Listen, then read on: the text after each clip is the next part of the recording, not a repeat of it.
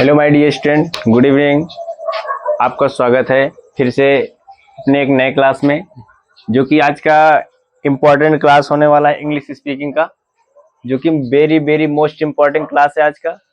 ये class miss मत करिएगा, जो कि जीरो लेवल से इंग्लिश बोलना आपको सिखाएंगे, गारंटी के साथ सिखाएंगे। वीडियो के अंत तक बने रहिएगा।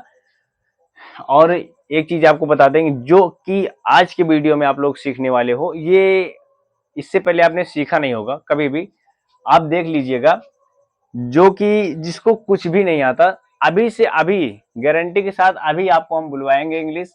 अभी से प्रैक्टिस आपकी स्टार्ट हो जाएगी, ध्यान दीजिएगा बस। चलिए क्लास को मिस ना करते हुए सबसे पहले अपने वीडियो को स्टार्ट करते हैं। तो सबसे पहले आज का हमारा जो टॉपिक था इंग्लिश स्पोकन का, वो स्टार्ट करेंगे एकदम हम बेसिक से, जो कि एक हमारा सेंटेंस होता है। आप लोगों ने ग्रामर में पढ़ा होगा, imperative sentence.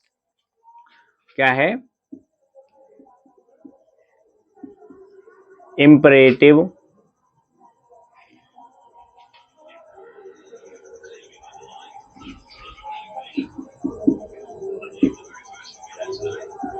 Imperative sentence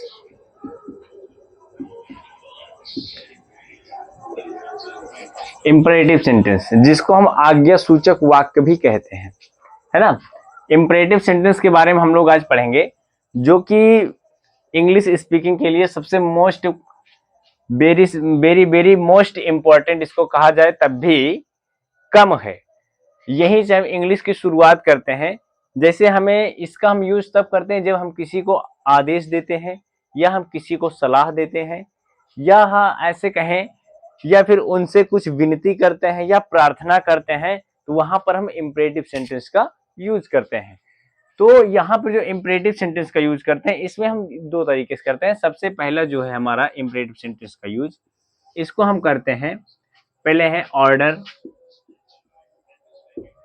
order, दूसरा है कमांड, और इधर है रिक्वेस्ट है,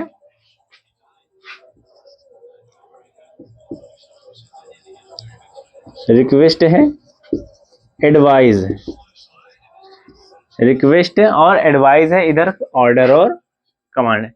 यहां पर आपको पता है ना, ऑर्डर का मतलब क्या होता है? आज्ञा। कमांड का मतलब क्या होता है? मतलब आदेश। आज्ञा या आदेश, जब हम किसी को आदेश या आज्ञा देते हैं, तब वहां पर हम ऑर्डर या कमांड का यूज करते हैं। आई बात समझ में? जब हम किसी को आज्ञा या उसको आदेश देते हैं, तब हम ऑर्डर या कमांड का यूज करते हैं। तो जब इसका जो ऑर्डर और कमांड होता है, इसको आपको हम बताना चाहेंगे। जब इसका यूज करते हैं तो इसके लिए कुछ स्ट्रक्चर को फॉलो करना पड़ता है। इसका स्ट्रक्चर आपको हम लिख दे रहे हैं। इसका स्ट्रक्चर होता है, इसका स्ट्रक्चर जो है ये होता है, वर्ब का फर्स्ट फॉर्म जो होता है, वर्ब होता है, क्या होता है? वर्ब का फर्स्ट फॉर्म होता है, और इसके साथ हम लिखते हैं किसको? ऑब्जेक्ट को।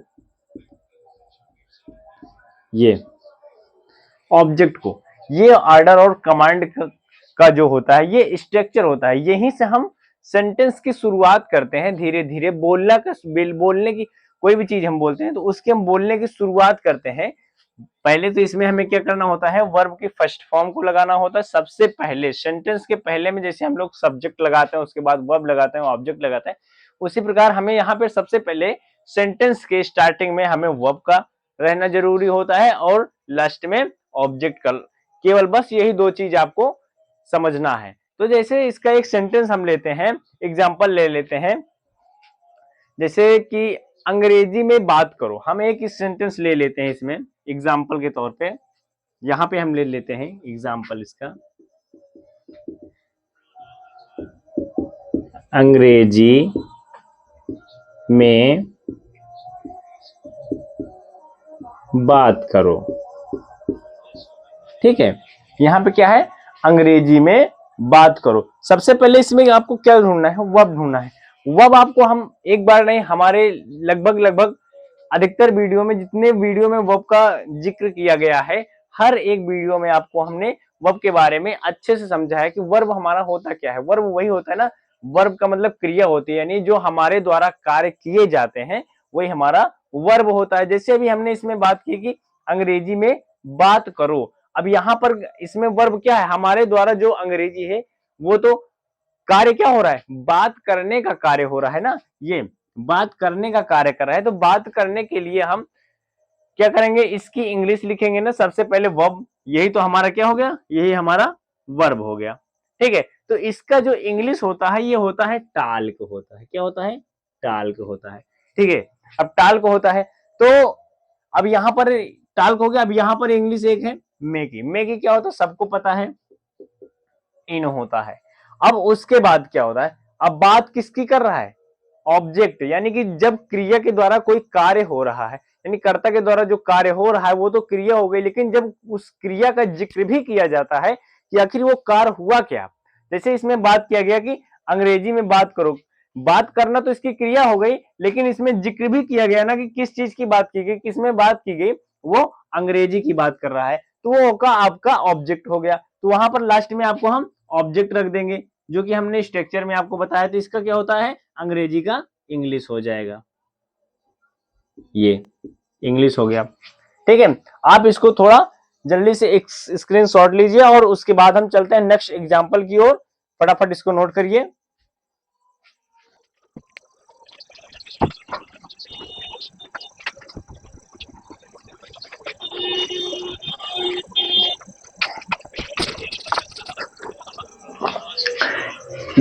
तो चलिए हम अपने नेक्स्ट एग्जांपल की ओर चलते हैं। तो इसमें हमारा पहला प्रैक्टिस करिएगा, हमारे साथ साथ प्रैक्टिस करिएगा। चलिए, जैसे हम बोलते हैं कि अंग्रेजी बोलो, यहां पे हमने कहा अंग्रेजी बोलो,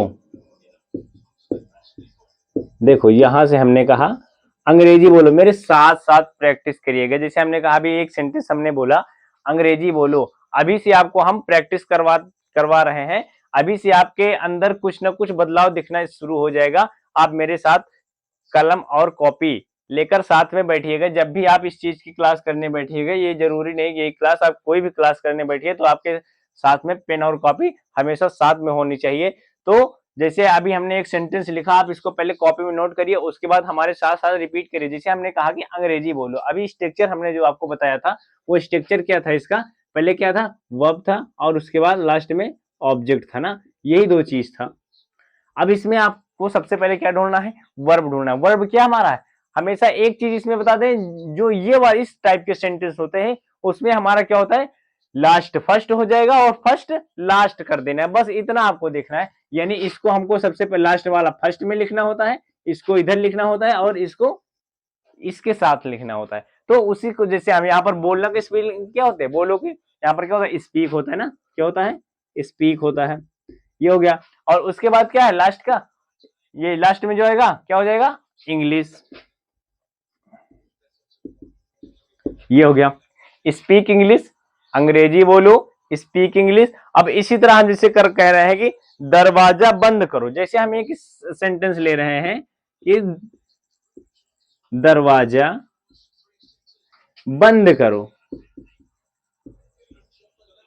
जितने भी सेंटेंस लेंगे इसको आप लोग हमको करके बताइए जल्दी फटाफट कमेंट में, इसको कमेंट करके बताइए कि इसका क्या होगा। यानी सबसे पहले हम आपको बताएं कि ना लास्ट वाला हमें क्या करना है, पहले रखना है, और पहले वाला हमें क्या करना है, लास्ट में रख देना है, बस इतना आपको करना है। लास्ट वाला पहले करना है और पहले वाला लास्ट में कर देना।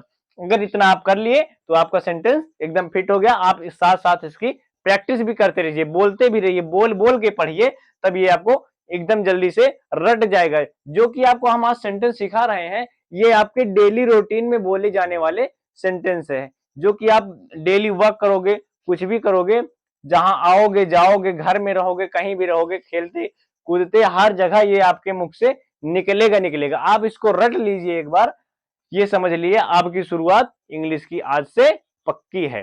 तो चलिए अब इसको हम करते हैं ना, अभी जैसे जैसा कि हमने आपको पहले वाले सेंटेंस में बताया कि सबसे पहले वाला हमें क्या करना होता है, लास्ट में रखना होता है, और लास्ट वाला सबसे पहले रखना होता है। तो हम सबसे पहले शुरुआत किससे करेंगे, लास्ट से शुरुआत करेंगे। यहां पर है बंद करो, बंद करना का क्या होता है, देखो कोई चीज भी होती है, जैसे जैसे हम कुछ चीज बंद करते हैं वहां पर हम क्लोज का यूज करते हैं।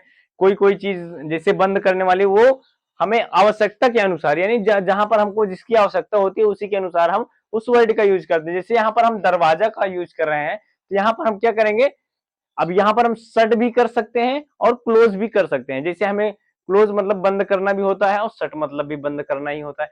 दोनों में से आप चाहे जिसका यूज कर सकते हैं, दोनों सही रहेगा। जैसे हम यहाँ पर लिख दे रहे हैं शट का यूज करेंगे, बंद करना है जैसे हम यहाँ पर लिख देंगे शट, ठीक है, क्या क्या हो जाएगा, शट हो जाएगा। और इसके साथ हम क्या कर देंगे, द, शट द क्या हो जाएगा, दरवाजा क्या होता है, डोर, ठीक है, शट द डोर। आर्टिकल आपने यहाँ पर अगर द सोच लियो कि द कहां से आ गया, तो आर्टिकल ना पढ़ा हो तो पिछले वीडियो में जाके आप देख सकते हो, वहां पर हम आर्टिकल का एक बेस्ट वीडियो बना के रखे हैं, जो कि आप लोग पीछे वीडियो में जाके देख लीजिएगा।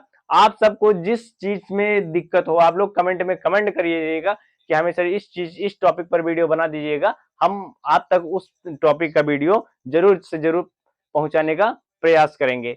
तो चलिए हम यहाँ से अगले एग्जाम्पल की ओर चलते हैं। जैसे हम लिखते हैं, अगला एग्जाम्पल हमारा है कि डॉक्टर के पास जाओ। जैसे हम लिखते हैं डॉक्टर के पास जाओ, क्या है, डॉक्टर के पास जाओ। अब ढेर बच्चों जो मतलब ढेर सारे ऐसे बच्चे हैं जिनको ये मिल जाएगा पास, तुरंत आंख मूंद के यहाँ पर हैव का यूज कर देंगे। अगर आपने यहाँ पर हैव का यूज किया तो आपका सेंटेंस रॉन्ग, ठीक है। डॉक्टर के पास जाओ, यहाँ पर आपका पास का यूज नहीं है। ये जाने की बात कर रहा है, ना कि कोई वस्तु की बात कर रहा है कि ये वस्तु हमारे पास है, ये वस्तु उसके पास है। किसी चीज का जिक्र किया जाता है कि वह चीज उसके पास है, ठीक है। जहां पर कोई चीज की बात की जाती है तो वहां पर हम हैव या हैज का यूज करते हैं। लेकिन यहाँ पर हम किसी इंसान की बात कर रहे हैं कि वह डॉक्टर के पास जाओ, ठीक है, डॉक्टर के पास जाओ। तो यहाँ पर हमारा क्या देगा, जाना का मीनिंग क्या होता है, सबसे पता है ना, गो होता है। गो के साथ इसके हम अगर एक स्थान से कोई भी अगर एक स्थान से दूसरे स्थान तक जाता है, ठीक है, तो वहां पर उसके साथ हम टू का जरूर यूज करते हैं। गो टू हो गया, ठीक है। अब उसके बाद किसके कहां पे जाना है, द डॉक्टर, द डॉक्टर,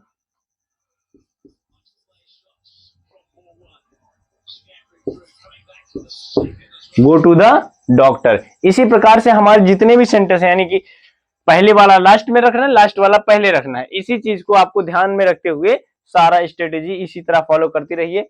चलिए कुछ एग्जाम्पल आपके लिए हम दे रहे हैं, जो कि आप लोग हमारे साथ साथ बोलेंगे।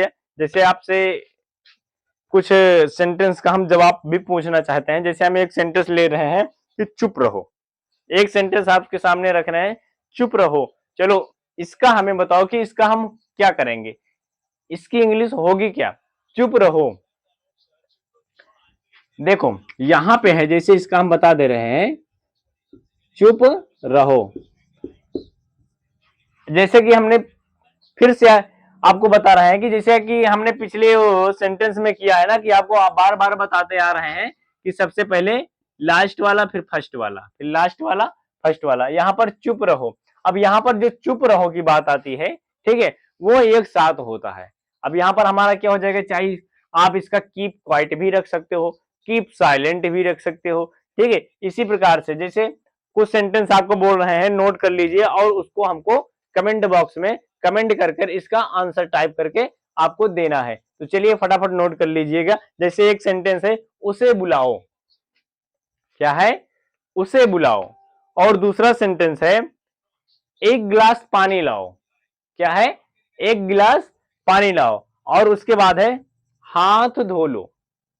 जल्दी जल्दी नोट करते रहिएगा, हाथ धो लो। और एक है, बिजली बुझा दो, जिसे कहते हैं ना लाइट ऑफ कर दो, वही चीज है, बिजली बुझा दो, फैन चालू करो, टीवी चालू करो, ठीक है। इसी प्रकार से जो डेली आप यूज करते हो घर में अपने, वही सेंटेंस हम आपके सामने रख रहे हैं, ताकि इस सेंटेंस को आपको जो डेली बोले जाते हैं, अगर आप इसको रट लिए तो आपकी इंग्लिश एकदम आसान हो जाएगी।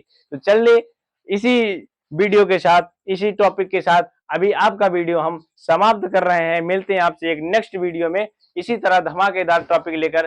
Thank you, good evening, bye bye.